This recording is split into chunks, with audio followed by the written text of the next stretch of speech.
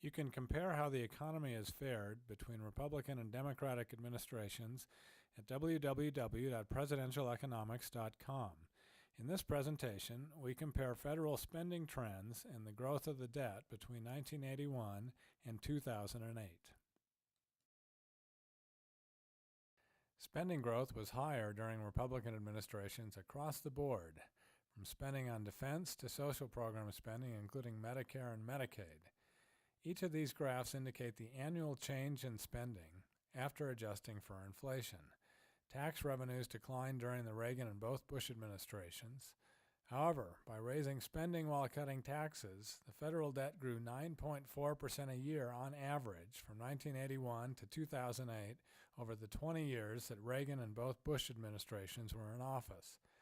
After inflation, the debt quadrupled under Republican presidents since 1981. The debt did not grow at all during Clinton's administration. Here we see that the debt is approaching the size of the gross domestic product, or GDP.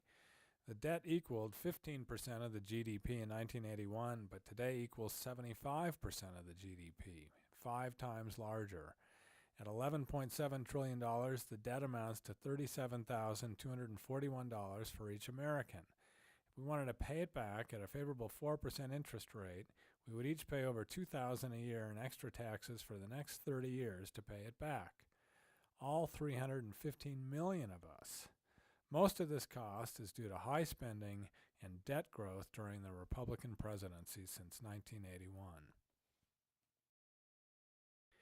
Each red bar on this slide represents defense spending.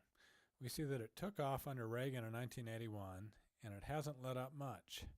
The annual deficits in blue took off during Reagan's administration as well. The deficit rose sharply in 2008 at the end of the second Bush administration, and the deficits during the Obama years are almost off the charts in 2009 through 2012.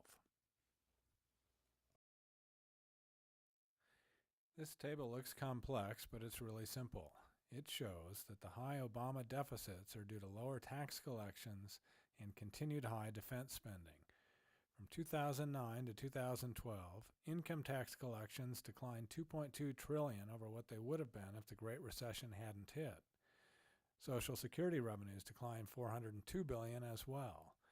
After coupling this revenue drop with the $3.15 trillion we spent on defense, this more than exceeded the total Obama deficits that occurred from 2009 to 2012.